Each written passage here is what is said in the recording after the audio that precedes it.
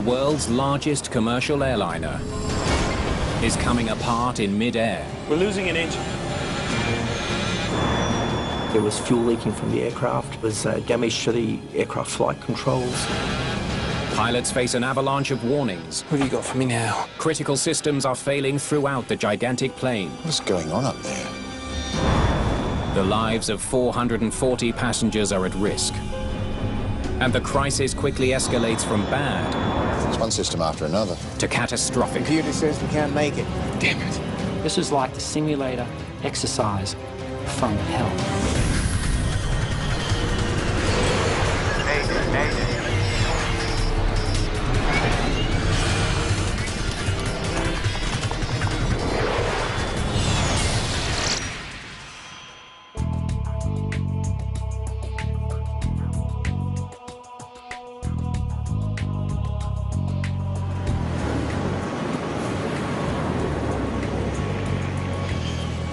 Qantas Flight 32 is making a refueling stop in Singapore.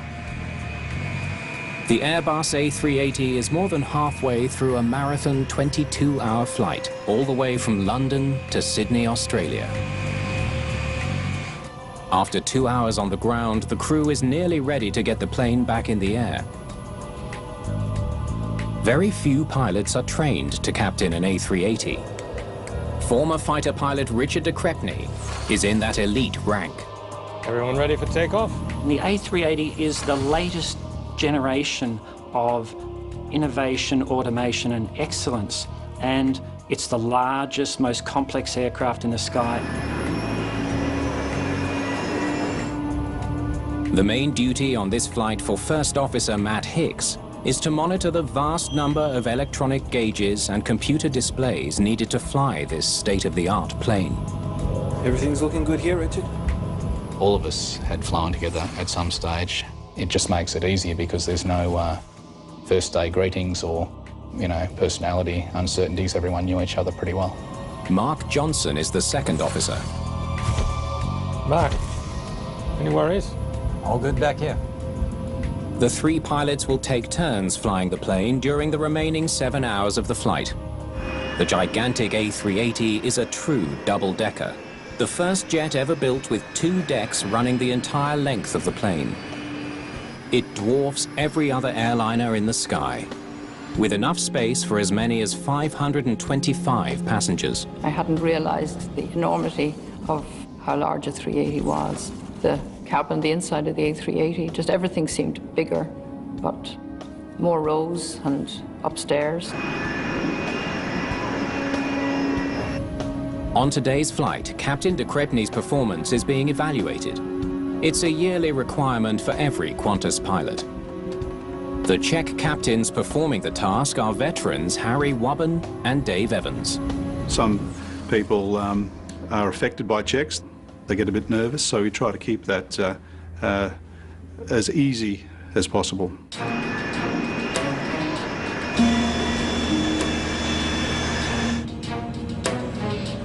Okay, so everyone's happy.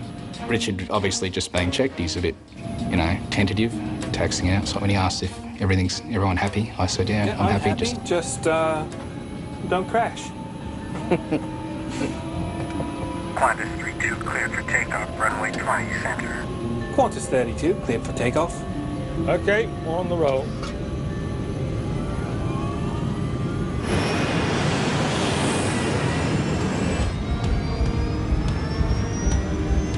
Thrust set, 80 knots. The more automated aircraft get, it doesn't necessarily make them easier to fly. It just makes them different to fly. The A380 is powered by 4 massive Rolls-Royce engines. Each can deliver 72,000 pounds of thrust. They designed wonderful engines, very reliable. V1, rotate.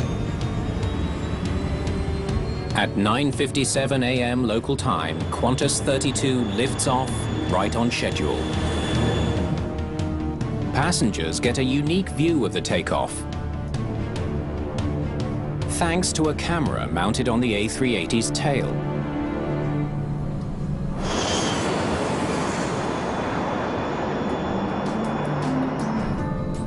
The atmosphere in the cabin was perfectly casual. We were chatting away the whole time since we were seated. There are 250,000 sensors monitoring every flight function on the aircraft. Autopilot. On. This is by far the most automated passenger jet in the skies. Climb out checklist, please. Auto thrust is set, and ECAM is clear. The ECAM, or Electronic Centralized Aircraft Monitor, keeps watch over the myriad of onboard systems and alerts the crew to even the slightest malfunction. It's 10:01 a.m. The pilots are just 4 minutes into the flight.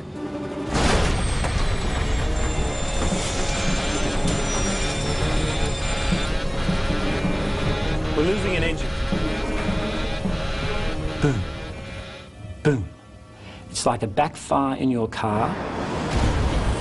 There was a loud explosion, huge explosion, and everybody just said, "What was that?" My reaction immediately, I think, was, "Oh my goodness, maybe this is it." The first thought when it goes bang is engine failure, possibly severe damage. We've lost number 2. Holding 7,400 feet. De Crepigny wastes no time taking over control from the autopilot. 35 years of flying tells him what to do next. I press the altitude hold button, which will cause the nose to lower and the aircraft level. Matt, ECAM actions. On it. The captain assigns Hicks to decipher the ECAM data. He needs to evaluate every message and figure out how best to react to each one. We had to work our way through it and build up a picture of what was going on with the aeroplane.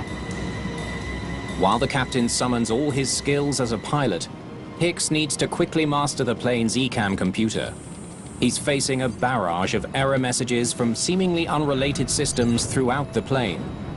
You can't really tell how many messages you've got pending. You know there's more coming because the screen will give you an arrow at the bottom indicating that there is another message. It became very confusing initially as to why we were seeing so many of them. Captain de Crepigny needs room to maneuver.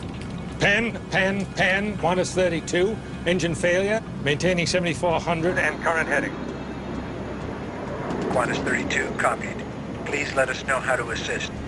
I declared a pan call, and what that does is tell everyone who's listening, we have a problem, tells air traffic control, clear the airspace, and to not annoy us with transmissions. Let us solve the problem.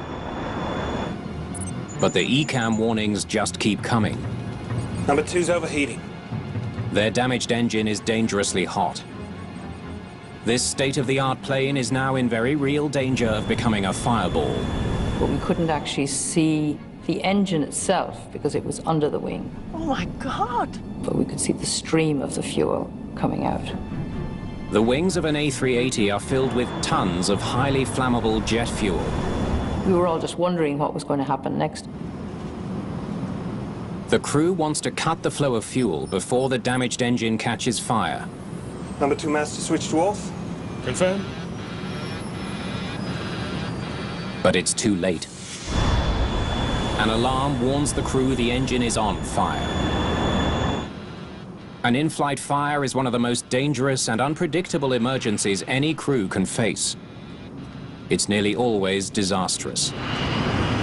July the 11th, 1991. Smoke begins seeping into the cabin of a DC-8 moments after takeoff from Jeddah, Saudi Arabia.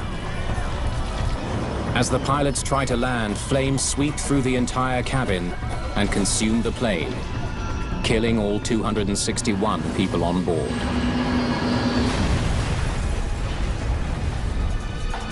On Qantas 32, the crew's only hope of putting out the fire is to activate the emergency extinguishers inside the burning engine.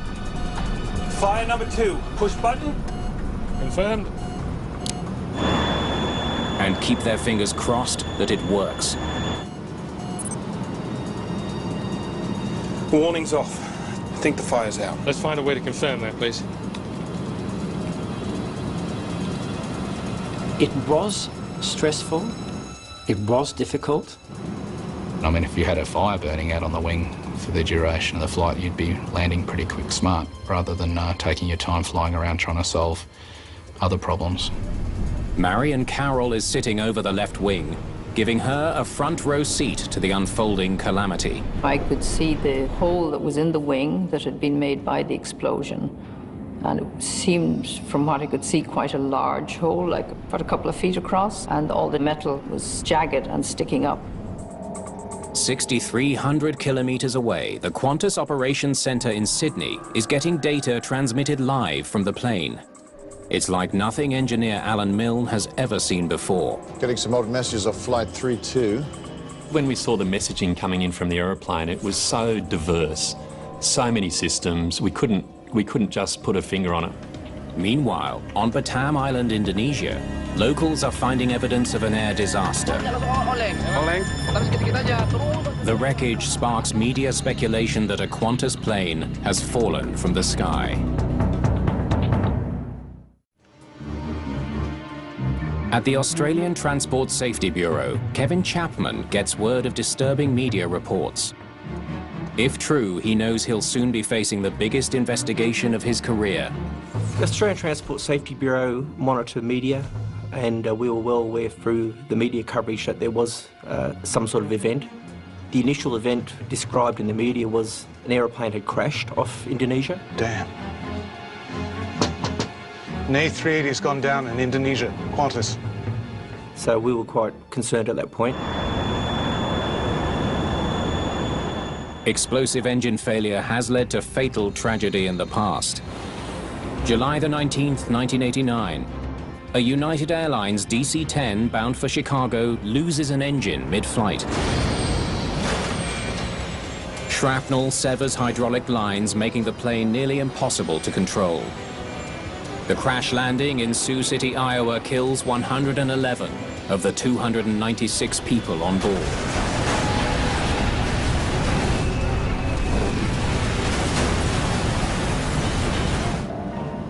Back aboard the A380, First Officer Matt Hicks has begun working his way through a growing avalanche of computerized warnings. The crew must correctly react to each and every message before moving on to the next. Okay, I've cleared slat 1 and 2. What have you got for me now? Hydraulics. It was like taking plates off a serving machine in a restaurant where you do one checklist and there's another one. You do that and there's another one, and another one, another one, and another one, another one. In a training environment, you probably only do 2 or 3 consecutive failures. And in this case, I think we had 58, so it was, yeah, a lot more than I'd ever worked through before. It's been 5 minutes since the plane's number 2 engine exploded. Qantas 32 is 70 kilometers south of Singapore and heading out over the open ocean. The pilots want to turn back, but making a U-turn is risky without knowing how badly damaged their plane is. The list of failures continues to grow, taxing the pilots' abilities to respond. One wrong move on their part could lead to one of the deadliest air disasters the world has ever seen. Engineers at the Operations Centre are also trying to make sense of the cascade of errors. Qantas 32 seems to be failing in almost every conceivable way. No one knows how long the plane can stay in the air. It's one system after another. My initial impression was that it might have actually been an indication problem, that the aeroplane was sending us false error messages. What's going on up there? Degraded pneumatics, hydraulics, electrics, power to the left wing shut down, flaps, slats, and ailerons are damaged but operable. Dave, I need you to get on the horn to the passengers. Let them know our situation. Ladies and gentlemen, we're just sorting out some engine problems. He was very calm and very reassuring, and I mean, it was his tone of voice that was very reassuring. Captain de Crespigny knows he's running out of time. The failures are mounting. His plane may soon be unflyable. He needs to get the damaged plane on the ground. That means turning around and heading back to Singapore. Singapore, Qantas 32. We require a left turn back towards Singapore. Qantas 32, Singapore. Turn left, heading 020. Are we stable enough for this turn? We'll know pretty soon. De Crespigny takes it inch by inch, knowing that he could lose control at any moment. It takes time to prepare the aircraft to land, to understand the aeroplane that we're going to land. But as the time goes on, things are getting worse. So we don't want to stay 1 minute more in the air than we have to. Singapore is the largest airport within 350 kilometers. Its massive runway offers the best chance of landing the plane safely. Singapore runway is 4 kilometres long, and we would normally need 1,800 metres to land on the runway if we're at maximum landing weight. But we are 40 tonnes over our maximum landing weight. De Crespigny completes the turn back to Singapore. The maneuver gives the crew confidence that they have some control over this juggernaut. Making a left turn is one thing. Landing the crippled A380 will be quite another. The pilots need to know more about the damage and its possible effects. Mark, why don't you go back and take a look at that wing? On my way. We couldn't see the wings from the flight deck, we can't see the engines. So Mark would be our eyes and ears to the aircraft. After a couple of minutes, one of the pilots came out and was looking down each window. And I called to him and said, well, if you come down to my row, you'll get a much better view of the hole in the wing. The second officer gets a sobering view. Johnson can clearly see that the wing has been punctured straight through from below. The cause of the damage is obvious. The inboard left side engine is blown to pieces. Is it bad? Oh, we'll be fine. No worries at all.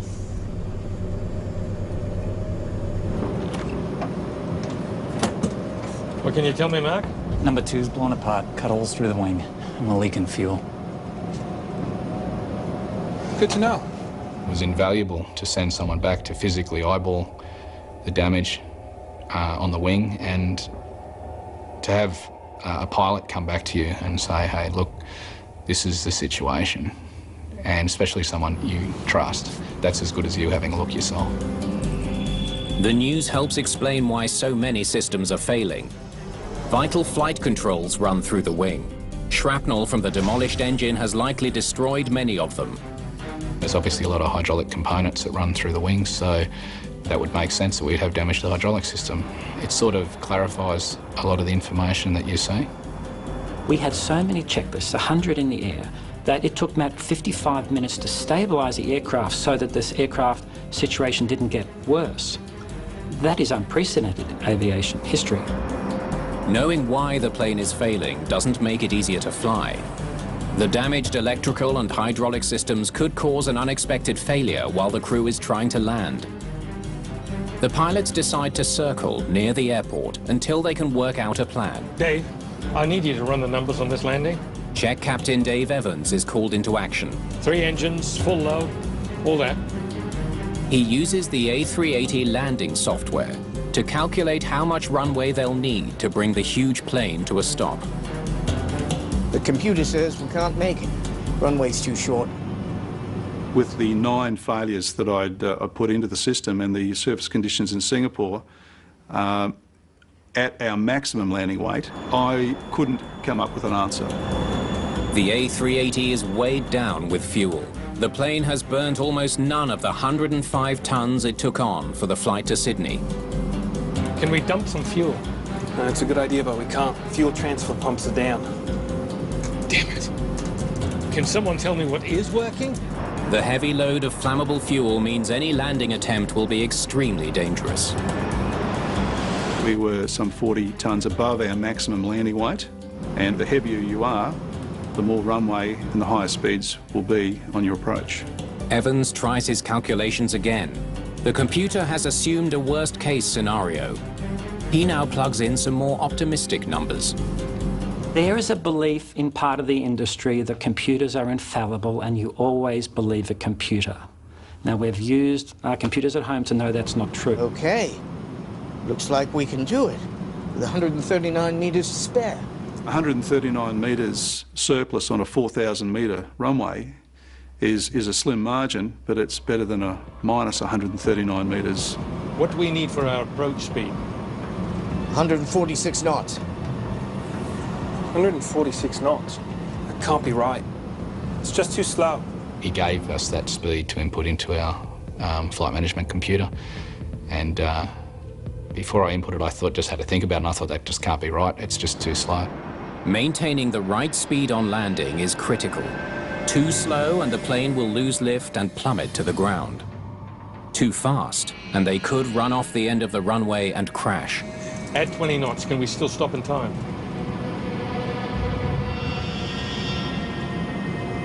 Good catch, Matt. Yep, 166 works. I like to think that we sucked the brains dry of all the pilots in the cockpit to make one massive brain, and we used that intelligence to resolve problems on the fly, because these were unexpected events, the unthinkable events. At the Qantas Operations Centre, Milne sees that Qantas 32 has begun its final descent. Now all he can do is hope the crew can safely execute this treacherous landing. They're doing it. QF32's coming in. He alerts personnel at the airport to prepare for the emergency landing of the biggest airliner on Earth. A landing that could end in disaster for 469 passengers and crew.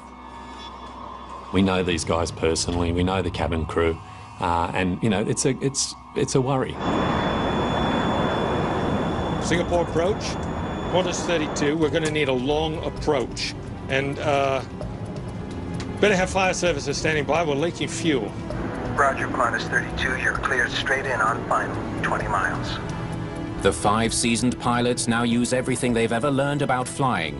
Flaps 3. To try to land their planes safely. Here we go.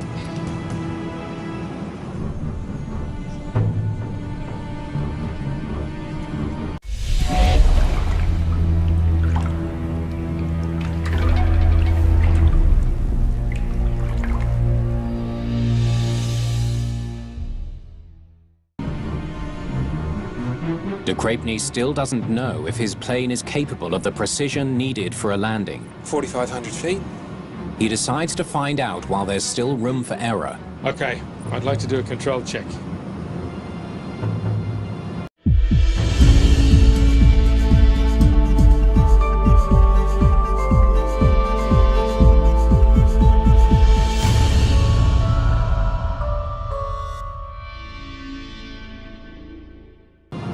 An aircraft where the aerodynamic ability is unknown. You have to prove the aircraft to be safe to fly before you land, and they are called control checks.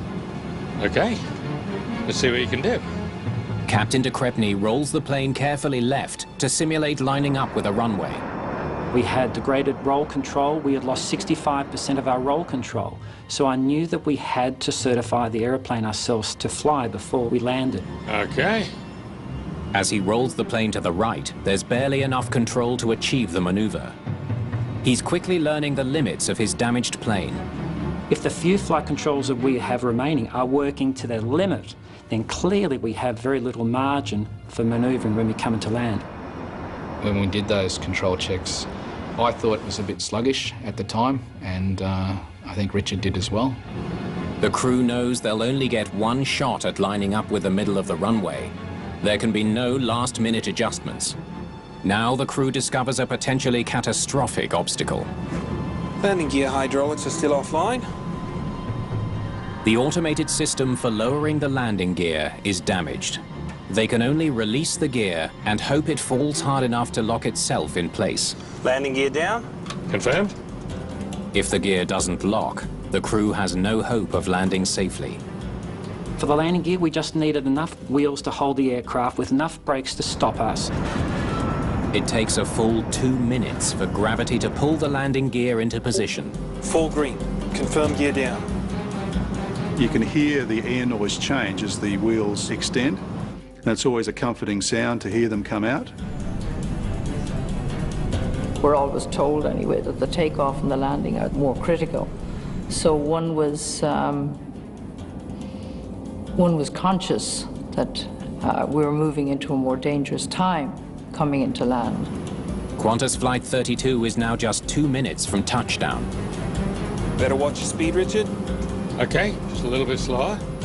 De Crespigny adjusts the throttle so that he'll touch down at the slowest speed possible, making it easier to stop. Airspeed low. Damn, not that slow. Airspeed low. The Airbus is getting close to stalling. The plane will lose lift and drop like a stone if the airspeed falls any lower. Too fast and the plane won't stop before reaching the end of the runway. It's a precarious balancing act. There it is. Speed is stable. We sped up 3 knots, we would run off the runway. We slow down 1 knot, we get a speed warning. De Crespigny's ability to keep his plane lined up with the runway is severely limited. Singapore, what's the surface wind? 170 degrees at 5 knots. If the crew misses the runway, there's no way the crippled plane can go around for another try. Everybody ready? At the end of the day, it just came down to, I think we've covered everything. Can anyone think of anything? No. Okay, let's go and do it. Confirm fire services standing by. Affirmative. 100. You think about your kids, you think about your wife, and that's just what you do, and then it was game on again. 50, 40, 30, 20. Just a few feet from the ground, Flight 32's stall alarm again warns of impending disaster.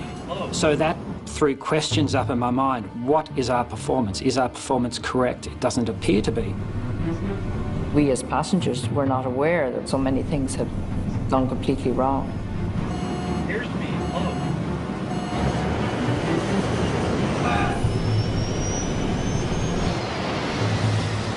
The plane is gobbling up 80 meters of runway every second. We had lost 1 reverse. We had half the spoilers on the wings not working. We had the ailerons not making a speed brake action. If they don't slow down quickly, they risk overshooting the runway and hitting terrain that could rupture the plane's heavily laden fuel tanks. We just weren't slowing down. Get into it. Matt yelled out, Get into it. Brakes. Brakes, brakes, Rich. Put on the brakes. Pump them, push them. Brakes. Full brakes, Rich. I think I prompted him to brake harder, and he said, My feet are flat to the floor. Keep it in, Rich. Hammer them. Finally, after a grueling 2-hour ordeal, Qantas 32 comes to a stop on the same runway it took off from, with 150 meters to spare.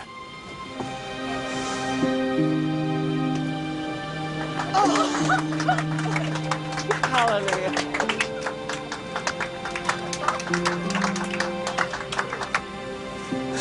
Beautiful. Oh. Welcome to Singapore, guys. I'm truly proud of everyone in the aircraft that day, the technical crew, the pilots and the cabin crew. And I'm really proud of the decisions we made, the way we worked as a unified, cohesive team.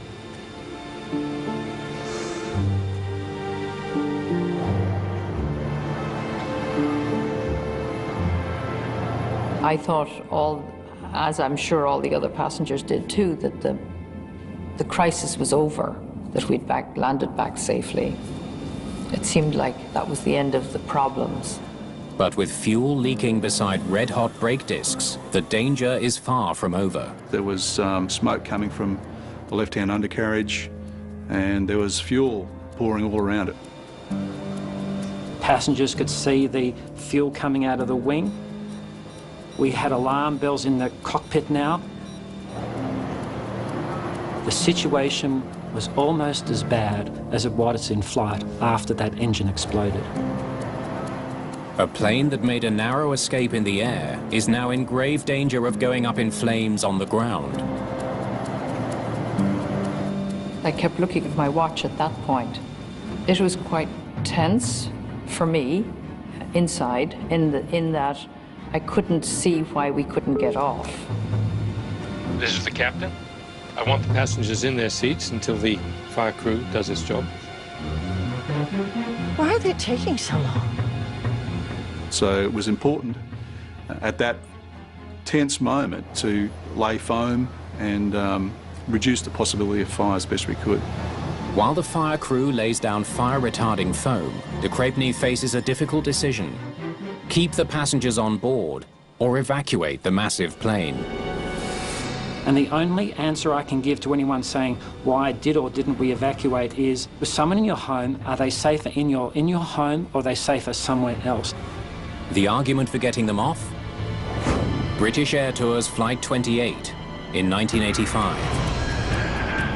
A 737 abandons takeoff after an engine overheats and bursts into flames. The pilots brake and steer onto a taxiway.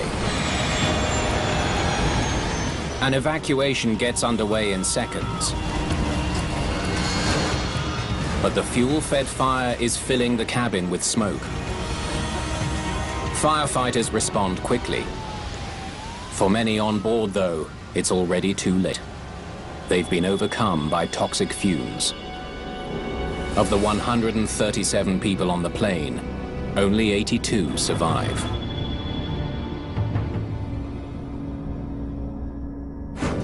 De Crepigny knows that the plane's 16 escape slides can get all the passengers off the plane in 90 seconds.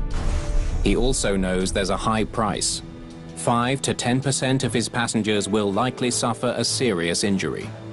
And an evacuation, once that starts, you can't stop it. And we decided to keep them on board because the environment outside the aircraft was toxic. For the time being, de Crepigny thinks his passengers are safer on the plane than on the fuel-soaked runway. Turning engine master switches to off. The crew begins the routine of shutting down their engines. Qantas 32, please shut down engine number 1. A radio call from the fire chief alerts them to yet another problem. We've shut them all down. Damn it, he's right. Number 1 is still running. Shut it down. It's not. I can't shut it down. The damage to the left wing has cut through the controls that should have shut down the outboard engine. We now had an engine that we could not shut down, and the situation is now just getting more toxic outside. It's not meant to happen this way. This is like the simulator exercise from hell. Firefighters can't do their job with one of the largest airplane engines in the world still running a few meters away. They call Qantas engineer Alan Milne in Sydney for advice on getting it shut down. Blast with all the water you can. They fired one of their high-rate water cannons straight down the front of the engine. Remembering, of course, these engines are designed to fly through some pretty torrential rainstorms. And no matter how hard they tried, they could not get that engine to shut down. It takes a full hour, but emergency crews finally lay down enough foam to eliminate the risk of a fuel fire. They move stairs into place, which are safer than escape slides. This will no longer be an emergency evacuation. Ladies and gentlemen, thanks for your cooperation. The aircraft is now secure, and we can let you off. It's finally safe for the passengers to get off the plane.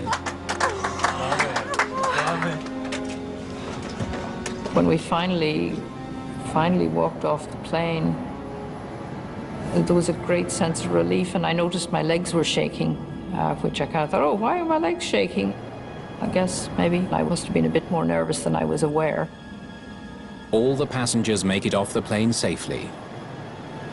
But engine number 1 still refuses to shut down. Yeah. We're not having any luck with the fire hose. What else can we do? Try firefighting foam, see if that will shut it down.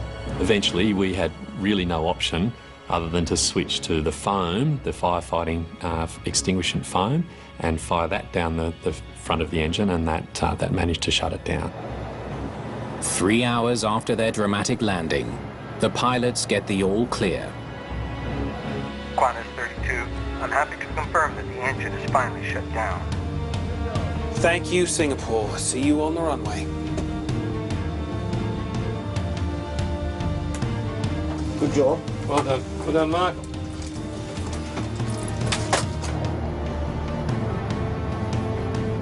Minutes later, the flight crew gets its first look at the damage.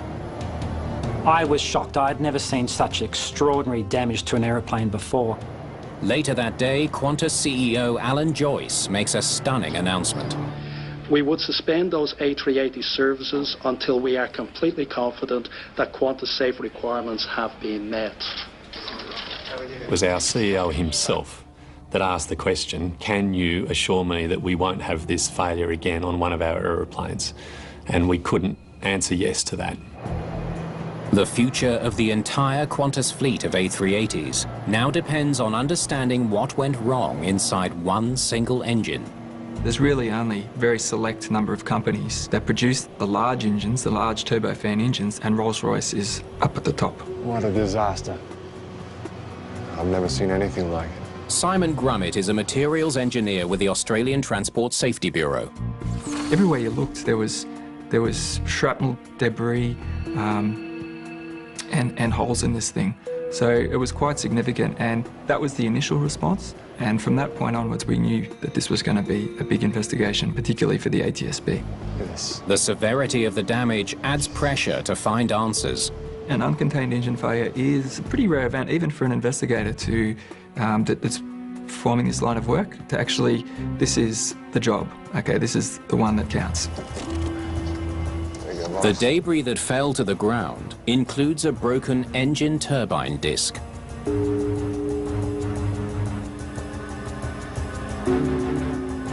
It's made of nickel alloy and is one of the most robust parts of the airplane. Now let's get this back to Rolls-Royce, see what their guys think.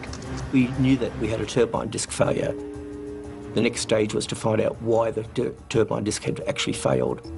The 160-kilogram disc is one of the most critical parts of the engine. Its massive fan blades can reach the speed of sound as they move air through the engine for combustion. In the lab at Rolls-Royce, engineers compare the disc to its manufacturing records and notice something odd.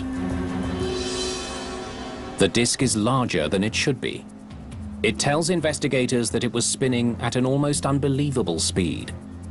So fast that it actually began to stretch and grow wider. And it gets wider and wider and wider until the ultimate strength of the material is reached, and the disc will generally fly apart. It occurs with such violence that the fragments are released with an infinite energy. And what that means is that there will be nothing which can stop those engine pieces. It ripped through everything in its path.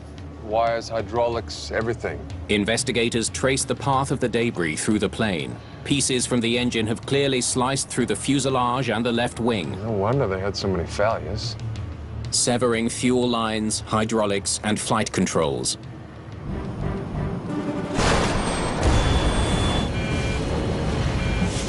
The damage explains why the pilots received so many error messages after the engine exploded.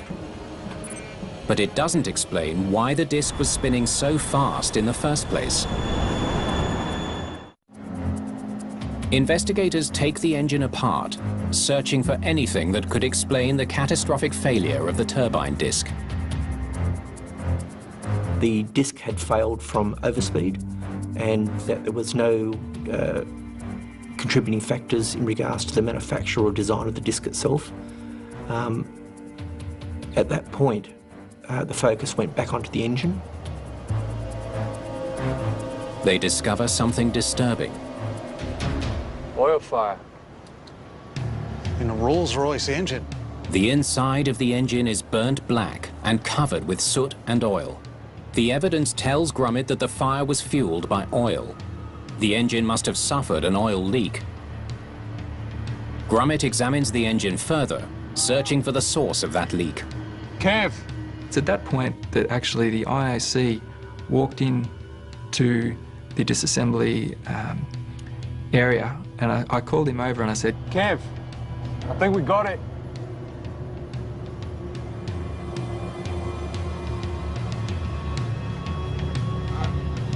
At that point, it was oh wow, this is a really important moment of the investigation. A narrow pipe has snapped off, releasing oil into the area around the turbine disc. The broken part is called a stub pipe. This nearly brought down an A380. Jeez, man. Investigators believe that oil from the broken stub pipe ignited and burned at more than 1,000 degrees Celsius.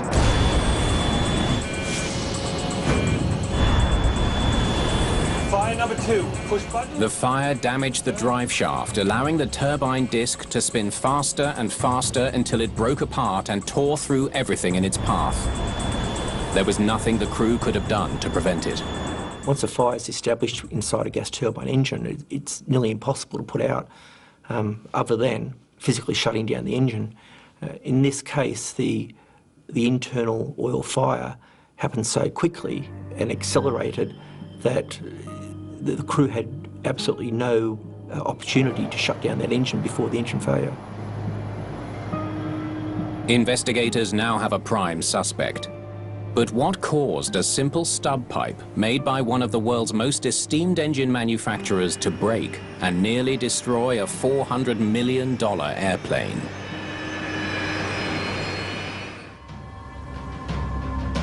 Investigators send what's left of the stub pipe to its manufacturer, Rolls-Royce, where a disturbing discovery is made.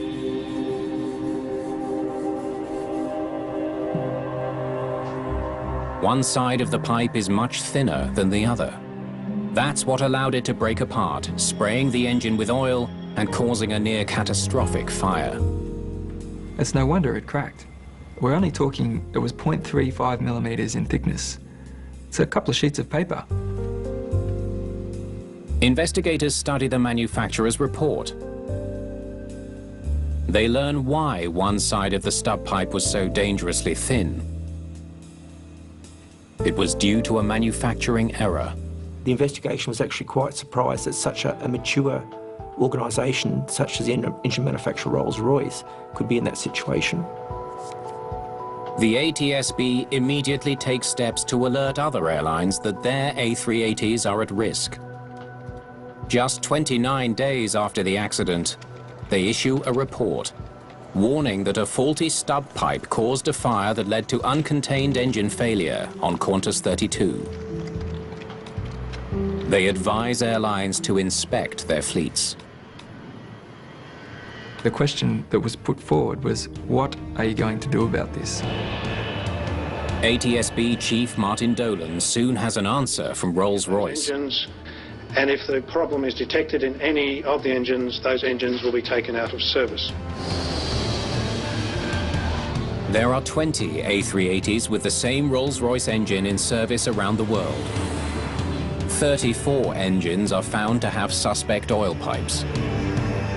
As a result of this investigation, all engines that had non-conforming oil feed pipes have been removed from service. Rolls-Royce have made significant changes to their quality management system. They introduced a software program which basically removes fuel from the engine in a similar event. Investigators conclude that Flight 32 ended safely because the well-trained crew responded quickly and effectively, even when aviation's most sophisticated technology failed them.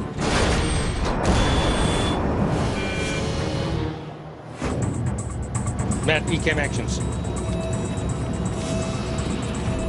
He kept his calm, he followed the procedures, we worked the checklist. What do we need for our approach speed? 146 knots. Can't be right. It's just too slow. Add 20 knots. 166 works. Now, they would have stalled at 146. And then there's this gutsy move. Okay, I'd like to do a control check. The captain's decision to get a sense of what his plane was capable of at a safe altitude gave the crew valuable information about how their aircraft would perform on landing. What a crew. A modern aircraft like the A380 is full of automation, but like any piece of automation, it can fail. So the human element is always necessary. You can see the whole team working together to deliver an outcome under adversity in situations such as this, and it's the right outcome. It's not about me as a pilot in command of QF-32. It's about aviation that for the last 110 years has shared their knowledge and experience to make aviation safer for the travelling public. I think in every regard the Qantas 32 story is one of aviation's finest hours. Remember the headlines about the pilot who crash-landed on a river in New York? Survivors tell their incredible story in brand new Miracle Landing on the Hudson, next.